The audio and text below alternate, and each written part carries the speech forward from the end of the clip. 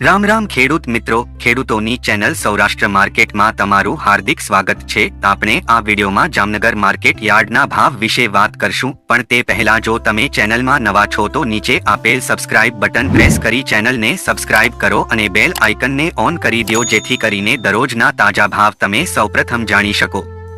અને મિત્રો, વિડીયોને છેલ્લે સુધી જોજો, જેથી તમને તાજા ભાવનો ખ્યાલ આવે। તો આજના ભાવ આ પ્રમાણે રહ્યા હતા।